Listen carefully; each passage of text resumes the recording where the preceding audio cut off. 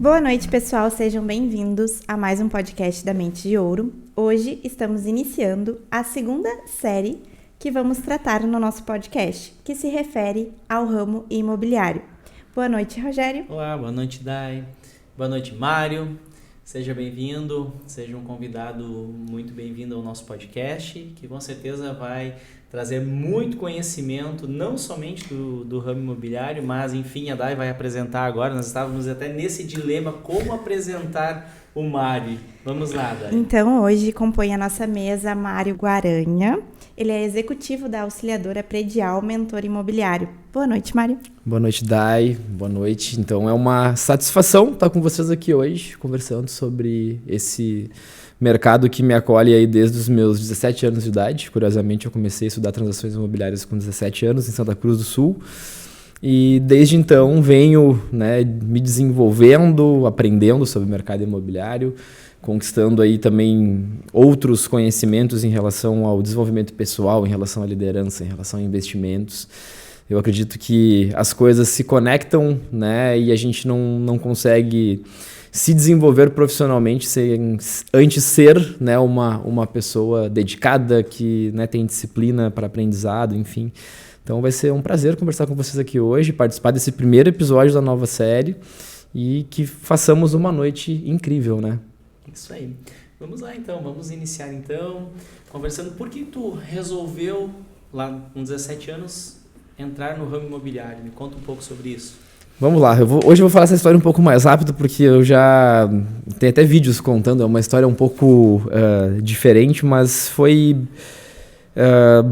algo realmente eu considero hoje, com a mentalidade que eu tenho, algo que foi mais divino, foi de um erro que eu cometi na minha vida. No ensino médio eu não era uma pessoa muito disciplinada, o que é um paradoxo, porque hoje eu sou bem disciplinado, eu levo minhas coisas rigorosamente a sério. Não que não possa ter diversão no meio de tudo, mas eu sou bastante sério, focado nas coisas que eu faço. Mas naquela época de juventude eu perdi um ano na escola. E aí quando eu cheguei no terceiro ano do ensino médio, eu tive uma percepção de perda, talvez a primeira percepção de perda que eu tenha tido.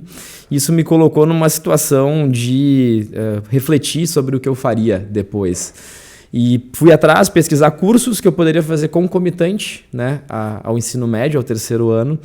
E das 5 opções que tinham, na época era informática, contabilidade, enfermagem, transações imobiliárias e técnico e mais alguma coisa que eu não lembro o que era. E eu lembro que transações imobiliárias me chamou a atenção pela questão da meritocracia, comissões, enfim, essa possibilidade de tu conquistar um espaço de uma maneira mais rápida, Então foi esse o fator motivador, Não tem muito romance nessa história, mas a verdade realmente foi essa. Eu cometi um erro e consegui fazer desse erro uma oportunidade de entrar nesse mercado aí. Perfeito. Mário, então, para ser corretor, existem alguns requisitos ou características que talvez a gente precise identificar nas pessoas. E eu vi que tu estudou, a respeito muito do comportamento das pessoas, até mesmo para realizar as vendas. E eu gostaria de saber, para aquelas pessoas que estão iniciando no ramo imobiliário, tanto como corretores, ou enfim, o que elas precisam ter? Muito bom, excelente pergunta. Eu vim dirigindo para cá e refletindo, sobre... O podcast é uma coisa que sempre nos coloca numa reflexão sobre o que falar, enfim. Hoje eu enxergo a profissão corretor de imóveis, profissional de mercado imobiliário, porque o mercado imobiliário ele abre muitas oportunidades, É um mercado muito próspero, por exemplo, para empreender, para liderar, para ser gestor. E hoje eu vejo como 2 pilares, simplificando, em 2 pilares que formam um grande profissional. O primeiro deles é o conhecimento técnico, que é onde hoje eu enxergo que tem um grande gap no mercado imobiliário. Os corretores de imóveis profissionais, eles não se dedicam em grande parte, falando, obviamente, tem as exceções, a ter um conhecimento pleno sobre aquilo que operam. Conhecimento técnico mesmo, sobre imóveis, sobre documentações, sobre negociação, técnica de vendas. Então, esse grupo de atividades técnicas somado ao ser uma pessoa que é interessante, ser uma pessoa que tem tem as soft skills bem desenvolvidas, que sabe ouvir, que sabe conversar. Hoje eu considero a articulação de ideias, a comunicação algo vital dentro dessas soft skills, porque tem uma frase que eu ouvi de um mentor há muito tempo atrás e que eu carrego sempre para os treinamentos, que é: antes de comprar o imóvel, o cliente tem que comprar o corretor. Ele tem que confiar na pessoa. A gente vende confiança, a gente não vende imóveis. Então, eu hoje colocaria que para um profissional de mercado imobiliário ter sucesso e perenidade no mercado, ele precisa sim dominar tecnicamente as ferramentas de vendas, enfim, cultura imobiliária, mas também precisa se tornar uma pessoa agradável, uma pessoa que saiba conversar, que saiba ouvir, né? Então, somando essas duas coisas, que seriam hard skills e soft skills, a gente tem um profissional que com certeza vai atingir resultados aí fora da curva dentro do mercado imobiliário. É uma das coisas que a gente sempre percebe, como estava até comentando antes contigo, a gente atua muito no ramo imobiliário, temos algumas imobiliárias que a gente presta assessoria, e isso é uma das coisas que a gente busca sempre tratar para os corretores. A principal preocupação que eu vejo, muitas vezes por uma ausência de interesse em fechar contratos por parte dos corretores, é a preocupação, primeiramente, em ter o imóvel na carteira e não ter o cliente, não ter o comprador. Como que você trata essa situação? Ou como você tratou, ou como você busca tratar essa situação perante as pessoas que você, ou quando você dá mentoria, enfim, em relação ao fato de ter o comprador e ter os imóveis em carteira para colocá-los à venda ou para locação, enfim. Excelente, excelente. Essa pergunta tem muito a ver com o momento que a gente está passando de transição no mercado nacional hoje. A gente, por característica, né, estuda os mercados mais maduros do que o nosso. Então, hoje, quando a gente pensa em referência de mercado imobiliário, por similaridade, a gente olha para os Estados Unidos, que é um mercado que trabalha com algumas coisas diferentes, alguns pilares diferentes do nosso, trazendo para a tua pergunta de ter um comprador e um vendedor, né, o que a gente necessita para fechar um negócio, falando num português muito simples, é um comprador e um vendedor, né, e o corretor de imóveis aproxima as duas partes e faz um negócio. Nos Estados Unidos, já se opera no mercado há mais de 100 anos com uma lista master de imóveis, né? Ou seja, todos os corretores, com exceção de Nova York, que é um distrito diferente, os corretores têm acesso a todos os imóveis disponíveis no mercado. Então lá, o cliente e o comprador, ele é de um lado, então ele contrata um corretor de imóveis, e de outro lado eu tenho um corretor de imóveis que é contratado pelo vendedor. Isso faz com que, genuinamente, haja um melhor atendimento para cada um dos lados.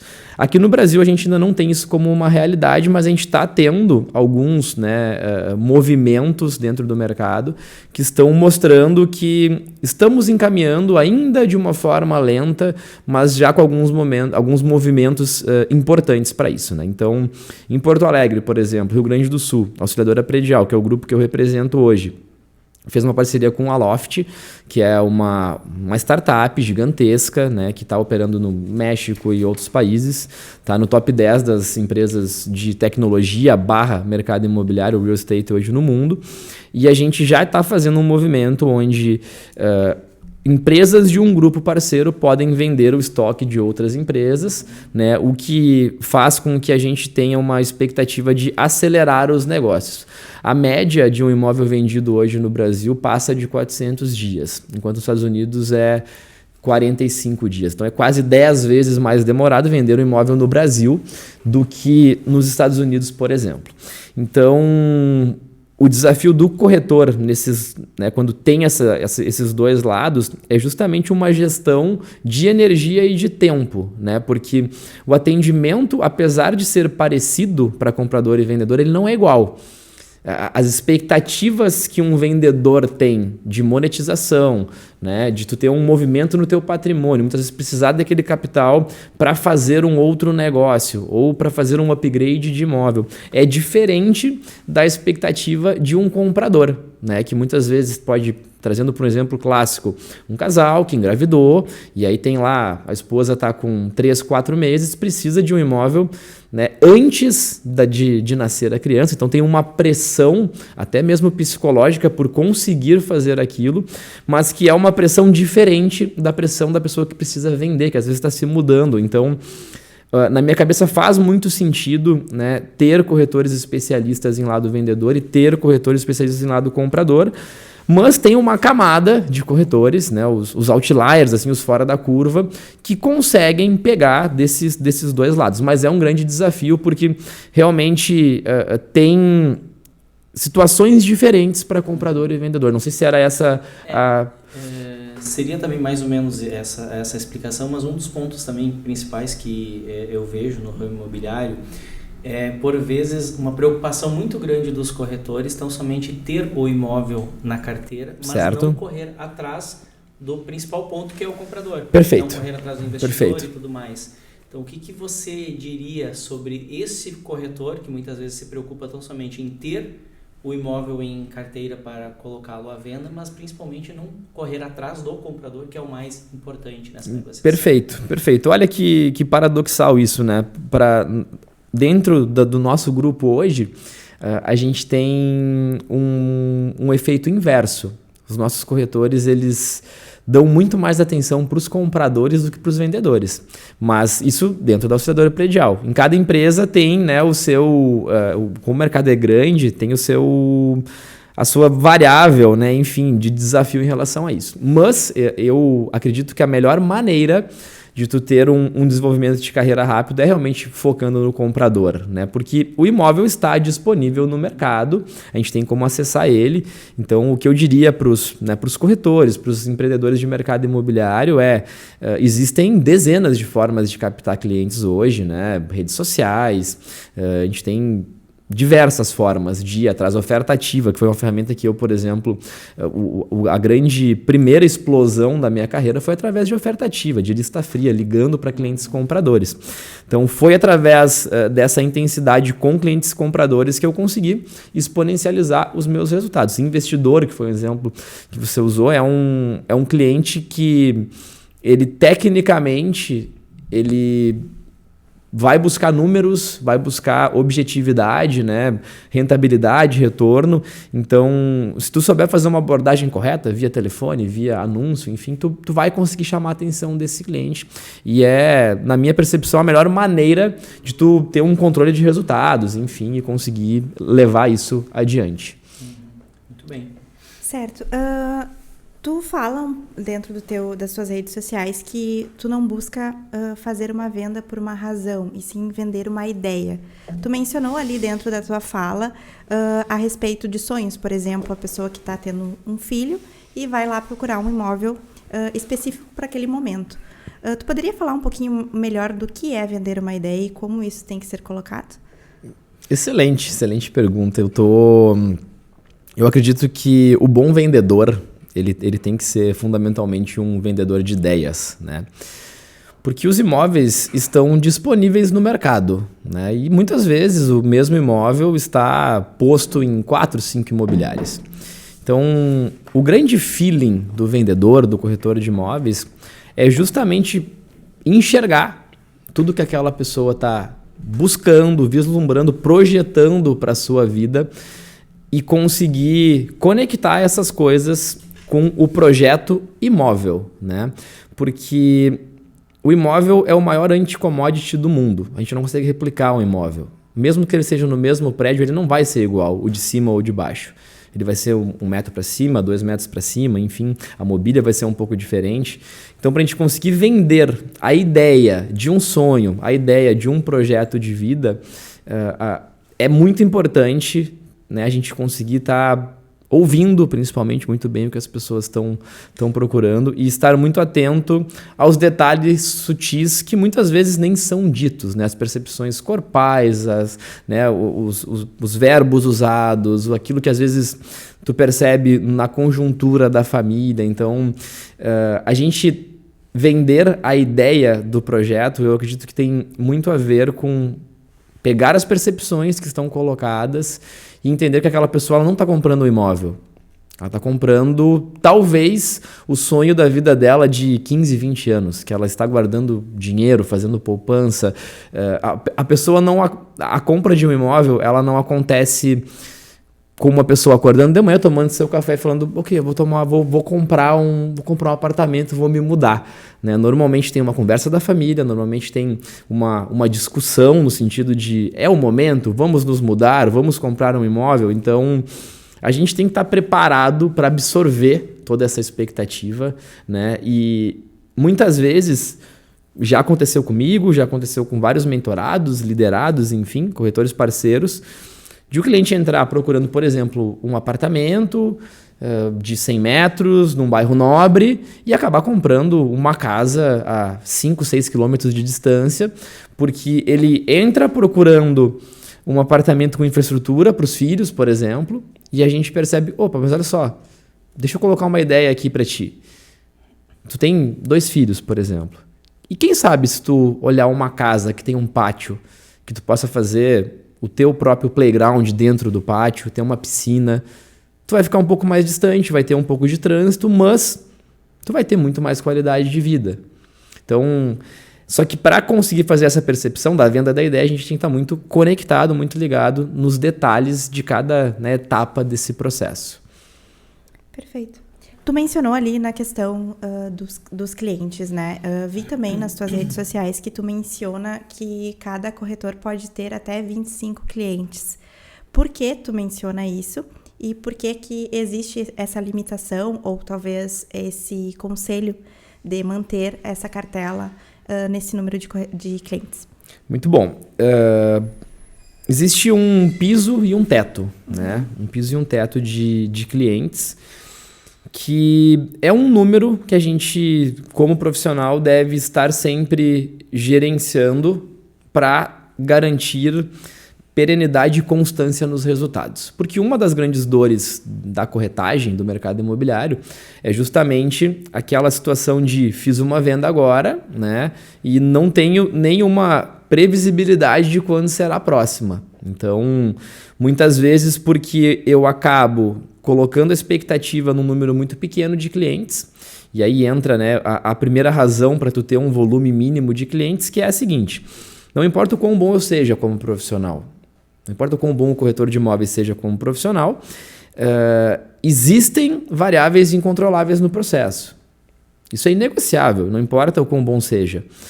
Então, daqui a pouco eu coloco todas as minhas expectativas num cliente, né, e ele realmente está aparentando que vai comprar comigo, está fazendo visitas, está com relacionamento bom, já fez aprovação de crédito, já está muito claro o perfil do que ele vai querer. Mas existem variáveis na vida dele que podem acontecer. Ele pode, por exemplo, ser transferido, ele pode ser demitido, ou ele pode ganhar um aumento, ou ele pode, enfim, comprar um imóvel com outro corretor. E quando acontece isso, se eu não tenho um volume mínimo de clientes, eu fico muito frágil às oscilações dos clientes. Então, quando eu uso essa filosofia, né, de mínimo 15, para eu conseguir lidar com essas oscilações, né? Então, quanto mais tempo de mercado, quanto mais qualificado eu sou, mais próximo do número 15 eu fico. Porque aí eu sei que com 15 vão ter 2 ou 3 que vão oscilar e sair da minha carteira, né? E essa carteira, ela se alimenta, é um ecossistema vivo, está o tempo inteiro entrando e saindo clientes, né? Porque a gente concorre com outros corretores, não tem jeito. Mas se eu tiver 15, eu lido com esse primeiro desafio, que é o desafio, né, das instabilidades, das variáveis incontroláveis do mercado. Por um outro lado, o teto de 25, ele é porque se eu atender mais de 25, eu perco qualidade e eu não consigo dar profundidade no atendimento. Eu não consigo focar em entender o que o cliente está procurando, não consigo focar, né, em ter tempo suficiente e energia para atender aquele cliente. Então, estar entre 25 e 15 te protege em relação a nessas variáveis incontroláveis que vão acontecer, né? Então, eu acho que a primeira lição desse conceito é: aceita que tu não vai controlar tudo e trabalha com essa verdade. Ok, eu não vou vender para todos os clientes. Na verdade, eu vou vender para a minoria deles. Eu vou vender para provavelmente 2, 3% dos clientes que eu vou atender. talvez 5%, se eu tiver uma conversão boa. Então, sabendo disso, tendo consciência disso, eu sei que eu preciso ter um mínimo. Em contrapartida, eu também preciso estabelecer um máximo, um teto, porque senão eu fico focado só no topo do funil, em ter mais clientes, mais leads, né? Sempre focando em mais, mas eu não consigo avançar com esse cliente para a próxima etapa. Eu não consigo ter uma intensidade de visitas, eu não consigo fazer entrevista de uma forma decente para ouvir, para entender. Então, eu sempre incentivo a ficar gerenciando a sua carteira de clientes constantemente entre 15 e 25. Para conseguir garantir uma constância nos resultados. Hoje existe entre os corretores um objetivo, muitas vezes, que é atingir a venda de imóveis de alto padrão. Hoje, se for falar com os corretores, em grande parte deles vão dizer, olha, meu objetivo é vender imóveis de alto padrão, obviamente, visando uma rentabilidade muito maior na negociação.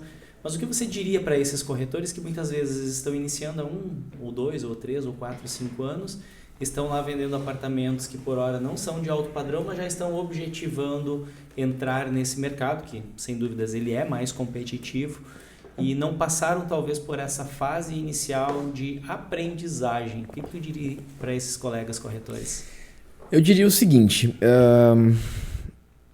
vai fundo, que tem muito espaço nesse mercado de alto padrão. Tá? Eu, com 3 anos de mercado, entrei numa empresa em Porto Alegre, onde tinham, na época, provavelmente os melhores corretores da cidade. Eu entrei lá com 8 anos atrás, com 23 anos de idade. E lá eu aprendi metodologia de alto padrão. Né? Porque o alto padrão ele tem uma visão que algumas pessoas acreditam que ele é muito networking, e é importante networking para o alto padrão, e poucas pessoas enxergam a padronização do atendimento de alto padrão, a qualidade técnica do corretor de imóveis, né, ser um bom vendedor e conhecer mercado. Então, para quem almeja estar no mercado de alto padrão, o primeiro dever de casa é: quantos imóveis tu conheces de alto padrão, o quanto tu domina o mercado de alto padrão, né? E o quanto tu está preparado para conversar com as pessoas sobre os imóveis de alto padrão. Esse é o primeiro passo para tu entrar no segmento. Se tu estiver disposto a estudar mais, por mais tempo, estiver disposto a te dedicar a conhecer mercado, tem condições, e eu hoje sou a prova viva disso, porque no 2º mês de empresa eu fui campeão de vendas. Em fevereiro de 2024 ou 2023, eu tenho uma foto disso até.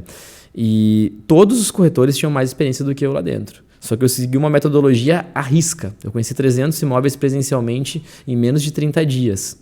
Então isso me trouxe o que hoje eu chamo, e pelo visto olhou bastante Instagram, parabéns, por ter dado perguntas muito, né, muito bem elaboradas, muito bom. É algo que eu chamo de cultura imobiliária, que, ao meu ver, é uma das habilidades mais importantes do corretor de imóveis, que é a condição de tu conversar sobre o mercado com os clientes, né, sejam compradores, sejam vendedores, trazendo dados, trazendo informações estatísticas que convencem que tu é a pessoa certa para atender, que tu é a pessoa certa para resolver o problema dele. Porque, no final das contas, não importa o quão amigo o cliente seja do corretor de imóveis, a expectativa dele é de alguém que resolva o problema dele. Então, se a gente quer entrar nesse mercado, se a gente quer entrar no mercado de alto padrão, e não estou no meio que networking é favorável, eu preciso construir isso, só existe um caminho. Eu preciso dominar o mercado, eu preciso estudar muito sobre cultura imobiliária e desenvolver uma base de conhecimento que, quando eu tenha a oportunidade de atender um cliente de alto padrão, eu vou estar preparado para dar uma aula sobre o mercado imobiliário para ele.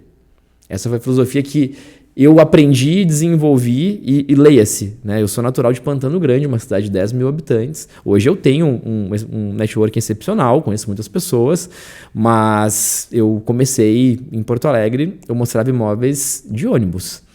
Indo e voltando, enfim, a gente fez toda uma logística, né, durante o meu dia para conseguir sair 1 hora antes de casa, enfim. Então, a minha realidade, o início não foi, né, um mar de rosas. E no mercado de alto padrão foi a mesma coisa. Então, tem espaço, dá para entrar. Não estou falando que é fácil. né? Não estou falando que é simples, mas tem espaço. Tem que estar disposto, né, como tudo na vida, a investir tempo, a investir energia e evoluir. Mas a base do alto padrão, né, resumindo tudo que eu falei, a base do alto padrão para quem quer entrar nesse mercado é conhecimento de mercado, é cultura imobiliária. Se a gente tiver cultura imobiliária... de investidores.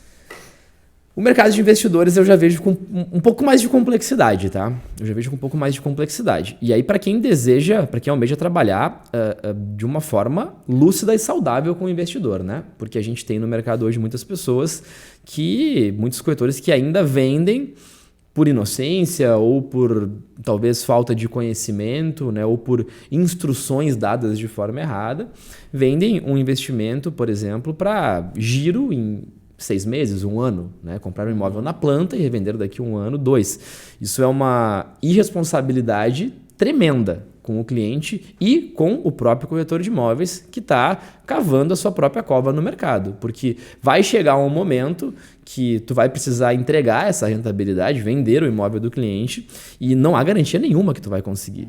Provavelmente tu não vai conseguir, né? Porque, então... O que eu vejo hoje? Trabalhar o investimento no mercado imobiliário demanda, né? E aí, por isso que eu digo que é um pouco mais complexo que o alto padrão, porque o alto padrão é uma vertical, né?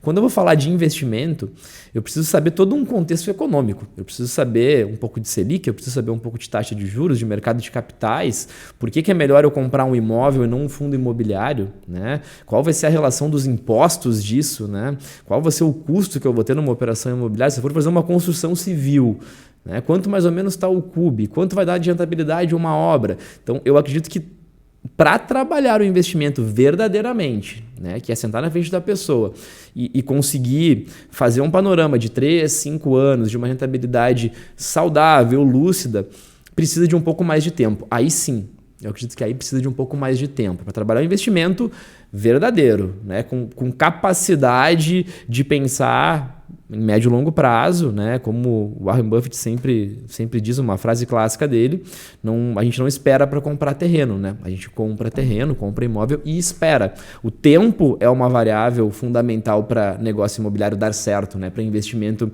ganhar rentabilidade.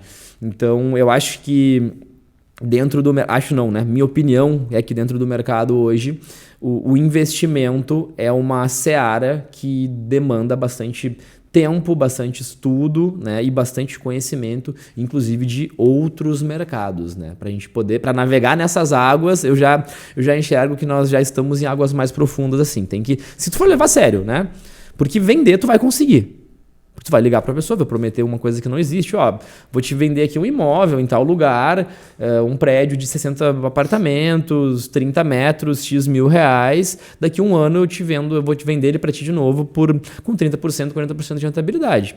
Pode acontecer? Pode. Mas tem como tu te comprometer com isso? Não tem como prometer, né? Porque quem decide se o imóvel vai vender ou não é o mercado, não é a gente. Sim. Como que você consegue hoje colocar na cabeça do cliente de que o corretor de imóvel ele é necessário para a conclusão daquele negócio? Em complemento à tua pergunta, eu queria saber quais as técnicas de persuasão que tu usa e por que um script. Porque tu disse que tu prefere vender com script. E por que isso? Até mesmo na questão do próprio network, né? Para tu tá lá conversando com alguém, tu já reconhece a persona do teu cliente, né? De qual forma que ele pode se tornar rentável para ti. Até porque, concluindo o porquê desse meu questionamento, é porque ainda, de forma equivocada, existe por vezes uma mentalidade daquelas pessoas, eu digo já não talvez numa negociações de imóveis mais de alto padrão, mas já de imóveis que não tem um alto padrão, de que, bom, se eu comprar sem o intermédio da imobiliária, sem o intermédio do corretor, eu vou conseguir um preço melhor.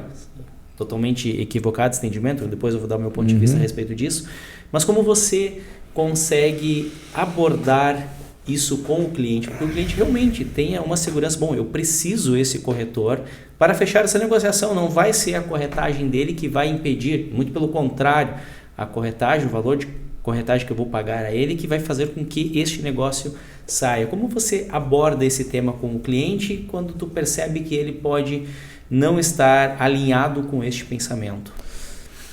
Muito boa reflexão. Eu, felizmente, passei poucas vezes por isso como corretor na minha carreira, né? Até porque existe um filtro, o cliente que já chegou na imobiliária, ele já teve, né, essa decisão de procurar um corretor.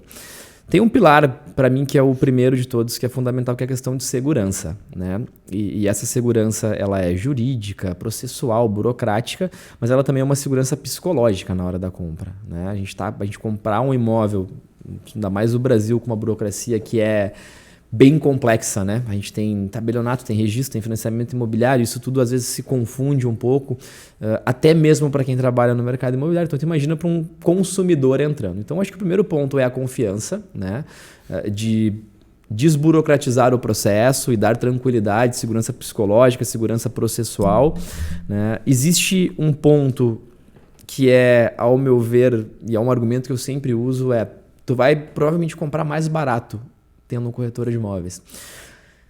Se tu pegar um comprador e um vendedor e largar ele frente a frente para negociar, o mesmo imóvel que um corretor está vendendo, salvo raríssimas exceções, provavelmente eles vão fazer um negócio pior do que se tivesse um intermediador no meio. Porque existe uma pessoalização do negócio quando eu negocio de um para um com uma pessoa. A não ser que eu seja um negociador, o que não é a realidade da maioria das pessoas. Então, quando eu coloco uma peça sutil no meio, que consegue absorver expectativas, que consegue gerenciar expectativas, eu consigo fazer um negócio que acaba se tornando mais saudável para ambas as partes. Eu consigo evitar estresse, que é uma coisa que eu também uso muito como argumento, para vendedor e para comprador. Tu até pode vender por conta, e tem pessoas que vendem por conta, né? Eu tive um caso curioso, que foi de um imóvel que eu vendi, um imóvel meu, lá em Porto Alegre. Os compradores eram de Pelotas. Queridos, um professor de universidade, ela era professora de universidade, ele era engenheiro. Eles foram no meu apartamento no meio da pandemia, fizeram uma proposta e a gente fechou o negócio. E aí, eu falei, olha, eu trabalho no mercado imobiliário, então qualquer coisa, né, se vocês precisem, mesmo tendo uma imobiliária intermediando, qualquer coisa que precise de informação, me aciona. Isso é um belo exemplo da importância de tu ter uma figura controlando essas expectativas. E aí ela me falou assim, Mário, eu vou fazer o financiamento direto com a minha gerente do banco. Eu quase falei o nome do banco, mas melhor não, né, para não denegrir a imagem de ninguém. E eu falei para ela, olha, eu te aconselho a não fazer direto no banco. Porque o correspondente, ele tem expertise no que ele faz. Ele lida com documentação imobiliária todos os dias da vida dele. Ele entra no sistema para anexar documento, ele faz aprovação de crédito, ele fala com o gestor do banco, ele encaminha o contrato lá para registro, ele faz todo esse processo burocrático todos os dias da vida dele. Essa é a expertise dele. A tua gestora do banco lá não tem essa expertise. A expertise dela é outra. Pode ser que dê problema. Eu te aconselho, 800 mil reais para tu contratar um correspondente, ele vai facilitar a tua vida.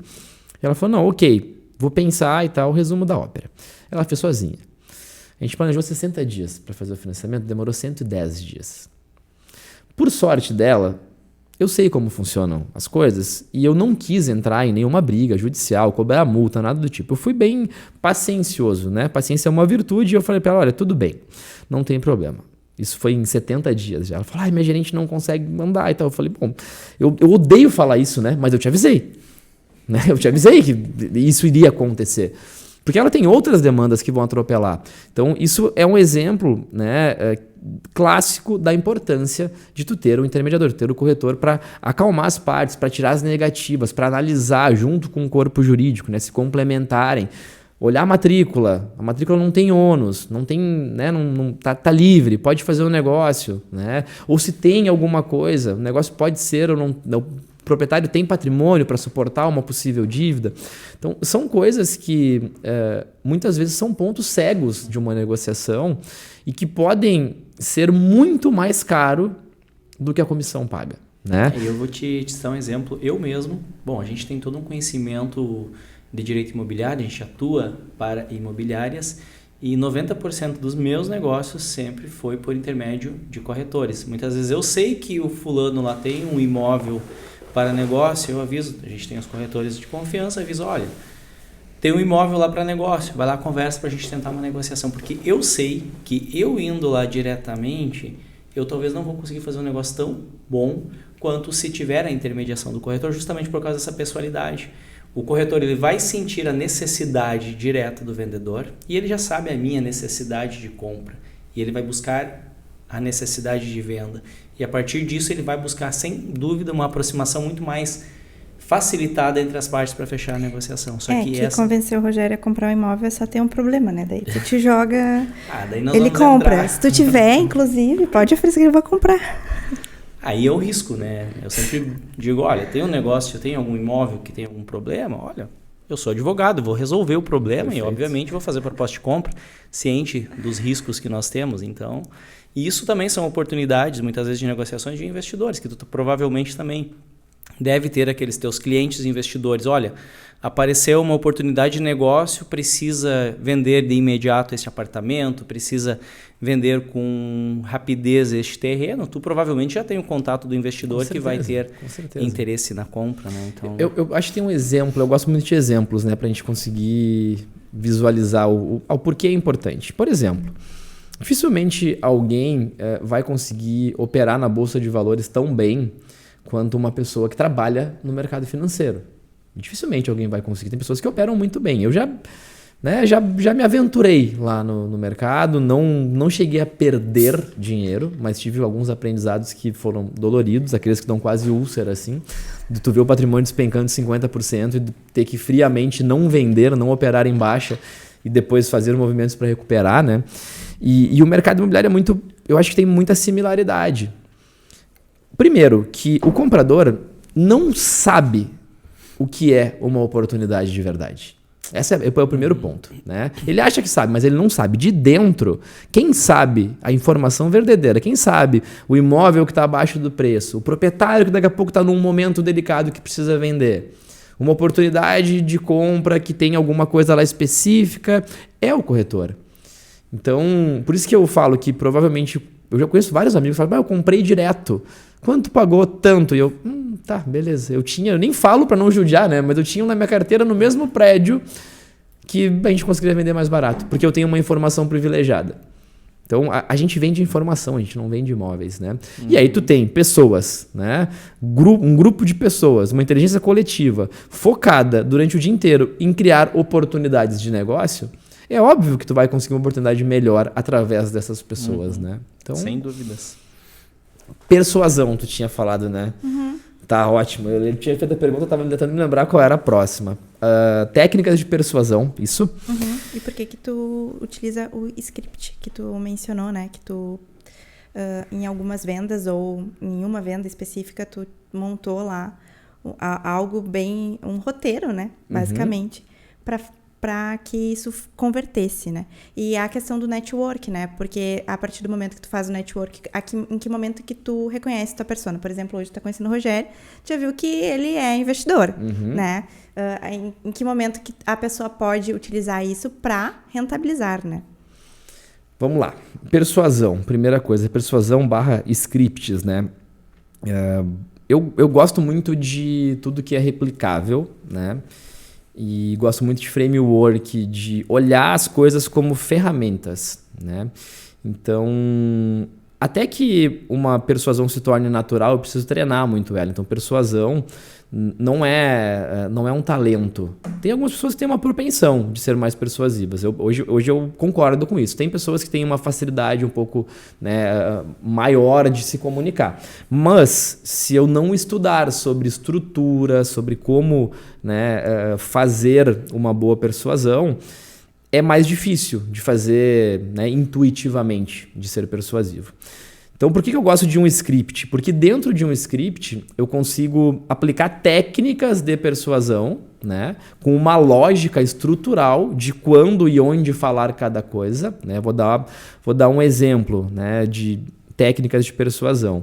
Escutativa, né, que é uma técnica de persuasão que ela é passiva. É uma escutativa, mas ela é passiva porque não sou eu que faço, né? O meu exercício é conscientizar quando a pessoa está falando e prestar atenção genuinamente. O que é escutativa? O que é a técnica da escutativa?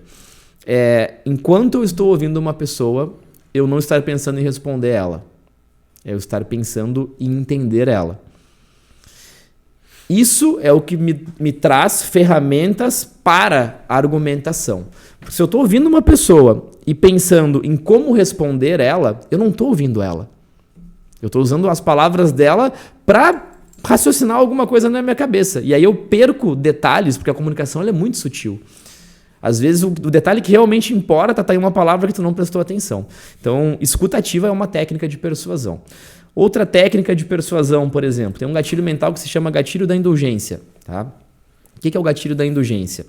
Né? Em neurovendas, indulgência é... E aí já se conecta muito com networking. O gatilho da indulgência é: eu entrego antes. Eu entrego para receber. Eu dou coisas para pessoas. Chega, toma uma água. Chega, tu quer um café. Tu sempre entrega mais coisas para as pessoas. É importante que seja verdadeiro, genuíno e não seja forçado. Né?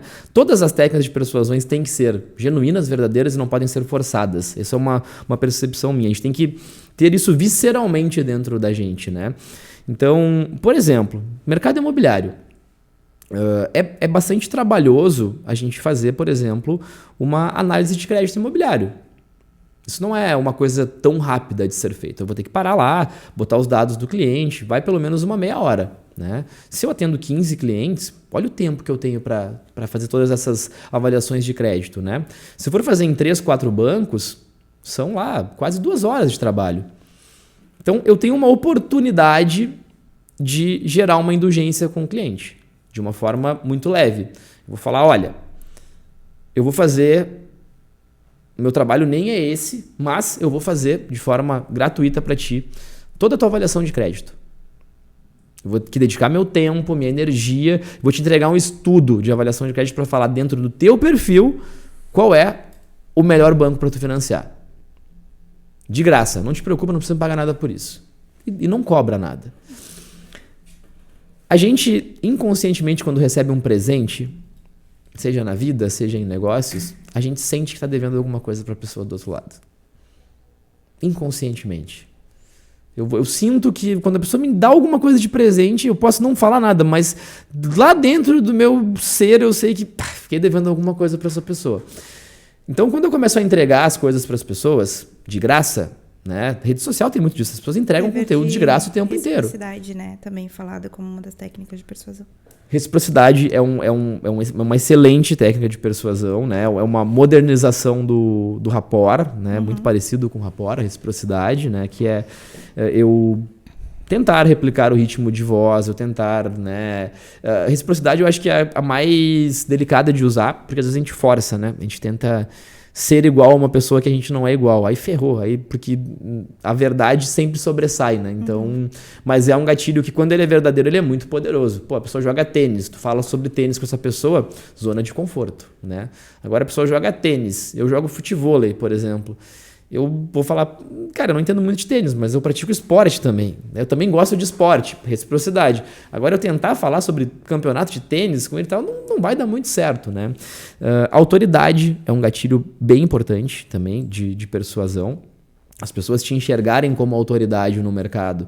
Existe até a síndrome do aventral branco, né? Que é quando as pessoas chegam no hospital e vem um médico, né? Esse é usado como um exemplo de autoridade. Se o médico te falar, teu joelho tá meio estranho, eu vi que tu entrou aqui caminhando meio manco. Tu pode estar completamente bem. Se o médico te falar isso, né, com o aventalzinho branco dele lá, tu vai na hora pensar, será que tem alguma coisa errada com o meu joelho? Então, existem autoridades que são indiscutíveis, né? E é importante que a gente, como profissional intermediador, trabalhe na nossa autoridade.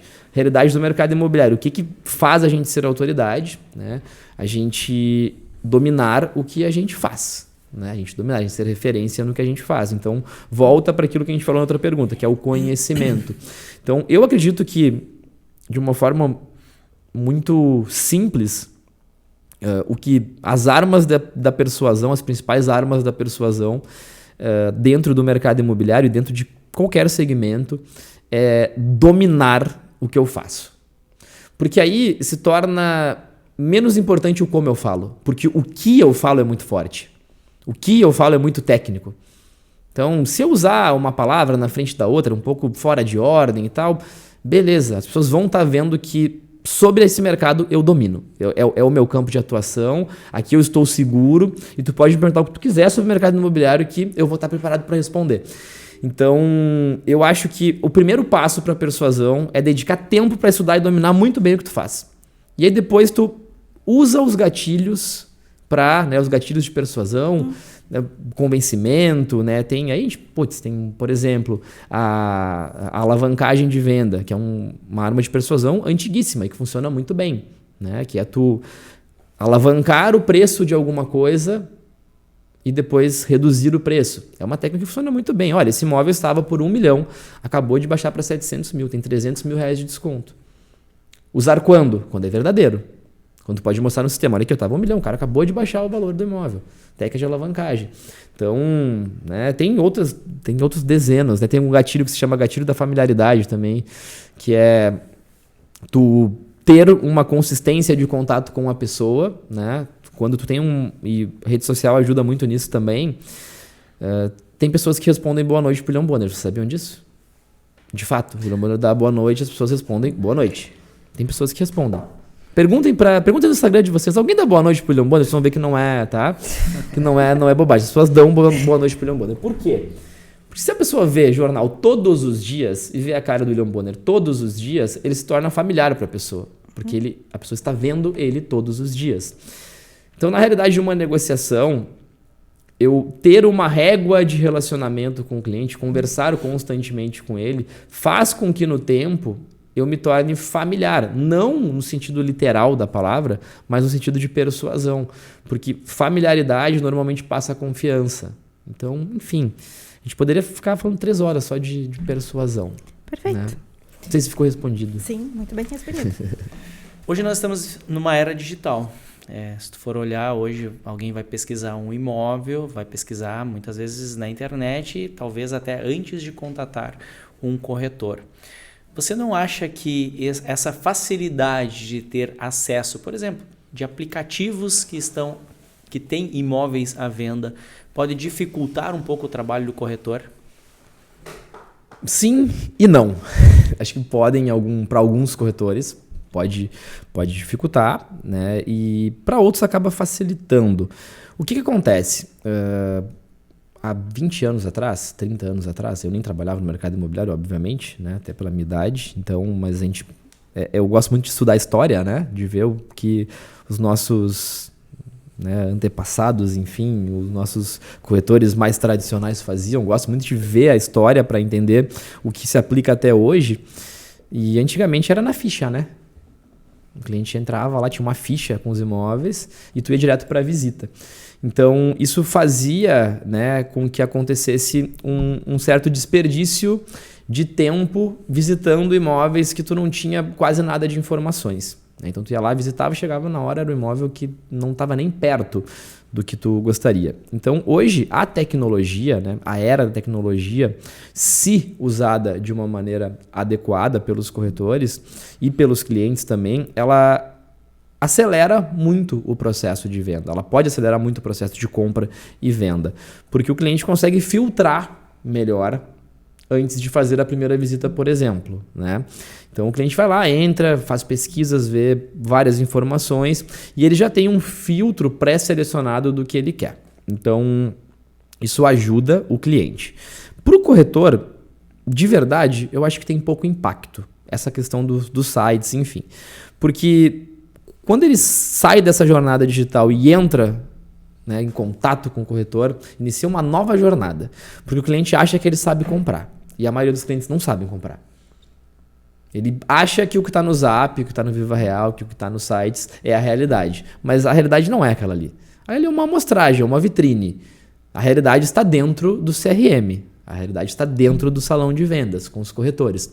Lá é que a gente vai saber qual é a margem de negociação do imóvel, né? Então, muitos clientes às vezes entram lá, o imóvel está anunciado por 550. Aí tu vai entrar dentro do CRM e vai ter uma observação. Esse proprietário aceita vender até por tanto, mas não quer divulgar. Isso acontece em diversas oportunidades, né? Então, como é que eu vejo a relação tecnologia-corretor de imóveis hoje? A tecnologia, se usada da maneira correta, ela pode acelerar muito os negócios, né, no critério de melhorar uma comunicação, né, de acrescentar ferramentas que antes não existiam, que é o exemplo, né, do WhatsApp. Hoje eu consigo me comunicar muito mais rápido com as pessoas através de WhatsApp. Mas, se como corretor eu tomar como verdade absoluta a tecnologia, e eu vou estar tendenciando que ela me substitua. Porque a humanização é o outro lado dessa, né, dessa faca de dois gumes. O lado é a tecnologia, o lado é a humanização. Se eu perco a humanização, eu estou dando espaço para não fazer sentido o cliente estar comigo, né? Agora, se eu uso a tecnologia ao meu favor e sintonizo essas duas coisas, eu consigo formar um ambiente de atendimento que se torna muito mais completo na jornada do cliente. Mas eu tenho que usar a tecnologia a meu favor. Um exemplo clássico, que tu deve ter visto no Instagram provavelmente, que eu defendo muito a ligação para os clientes. Sim. Eu defendo muito. Inclusive o script provavelmente deve ter sido desse último vídeo que eu postei sobre, né, um script de pré-atendimento via WhatsApp explicando. Rogério, olha só. Primeiro atendimento, né? Eu tenho aqui um script de primeiro atendimento que eu sempre faço com meus clientes, que me ajuda muito a ter maior efetividade, né, para entender a tua real necessidade. E seria muito importante a gente falar pelo telefone por 5 minutos, porque aí eu vou conseguir te ouvir, vou conseguir entender certinho e a gente vai ganhar muito tempo. Vai ser muito melhor para ti, para tu conseguir acelerar a tua busca e daqui a pouco eu entender certinho o que tu busca. Ou seja, eu explico para o cliente que aquilo vai ajudar ele, né, que é melhor para a jornada de atendimento, que é melhor para todos, e eu consigo humanizar o processo. Qual é a regra do mercado hoje? O cliente entra lá e o corretor fica só falando por WhatsApp. Até pela questão da rotina inconsciente, né? Que tu menciona, de que o WhatsApp hoje em dia realmente a gente não reflete muito, né? Já se tornou automático, né? Então as redes sociais, sim, elas vieram muito para nos ajudar, mas até dentro da advocacia isso também reflete nesse sentido, né? Até, por exemplo, no fechamento de um contrato, que a gente prefere fazer ligações ou chamadas de vídeo, justamente porque, sim, o WhatsApp traz muitas leads, traz muitos clientes, mas ainda acaba distanciando muito o profissional do cliente, né? Concordo. Então, é sobre isso. E, inclusive, a gente percebe a diferença. Hoje mesmo, eu atendi um cliente de Chuí, tá? Veio pelas redes sociais. E inicialmente um colega tinha conversado com ele por ligação e, queira ou não queira, lá de Chuí, nós, escritório de advocacia aqui de Novo Hamburgo, conheceu o escritório pelas redes sociais. A gente passou as informações sobre a situação dele e acabou não fechando o contrato, né? Eu peguei e liguei para o cliente depois por chamada de vídeo. Quando eu tive esse contato direto com o cliente, ele sentiu a segurança que estava precisando para nos contratar. Então, esse contato direto é necessário e imagino que muito mais ainda no ramo imobiliário, porque ele precisa vendas, passar, né? Ele precisa ter essa segurança de que o corretor vai sim auxiliar e que é um corretor de confiança, que tem conhecimento técnico para auxiliar naquela negociação. Perfeito. 55% da comunicação é não verbal, né? Isso é fato, enfim, ciência. 7% é texto, 7% é o que eu escrevo, né? E então tu tem uma margem de acerto percentualmente pequena, porque para tu ter uma comunicação assertiva pro WhatsApp, tu tem que ter uma pessoa que escreva bem e uma pessoa que interprete bem, né? Porque eu posso escrever certo e interpretar errado e vice-versa. Então, se a pessoa não for sinestésica, né? É muito arriscado tu manter uma pessoa olhando um imóvel lá de 1,5 milhão, 500 mil que seja, 100 mil reais que seja, não importa o valor, que é a compra da vida dela. Tu vai arriscar ter uma falha na comunicação com essa pessoa? Quando a gente passa para a ligação, a gente já vai lá para 45% da comunicação, que é os 35%, né, 38% da voz e da entonação, né, a velocidade que eu falo, a altura que eu falo, né, toda essa parte da voz, ela representa 38% da comunicação. E as palavras, propriamente dito, 7%. Então eu tenho 4, 5 vezes mais efetividade falando no telefone do que escrevendo no WhatsApp. E quando eu vou para uma reunião de vídeo, né, esse estudo não foi atualizado ainda, porque eu tenho curiosidade de qual é o percentual de uma reunião de vídeo. Claro que não é igual a presencial, mas é o mais próximo, né? Eu vejo a feição da pessoa, eu vejo como é que ela está reagindo, se está sorrindo, se não está, se está... Às vezes tu vê... Porque às vezes a pessoa te fala que está tudo bem e está com o corpo fechado. Se tu já tem um pouco mais de feeling em relação à negociação, e eu gosto muito de estimular as pessoas a falarem quando eu percebo. tem alguma coisa errada, né? Tu tá falando que tá tudo bem, mas não parece que tá tudo bem. Tu entendeu tudo certinho mesmo? E normalmente quando a gente dá essa incentivada, a pessoa abre o coração, né? Cara, eu não entendi essa história do financiamento aqui. Tá, então eu vou te explicar de novo. E existe uma ferramenta de persuasão, voltando para isso, que se chama didática de vendas, tá? Eu nunca vi ninguém falando sobre isso, mas foi o que me fez, talvez, ter, assim, minha maior ferramenta de vendas é didática.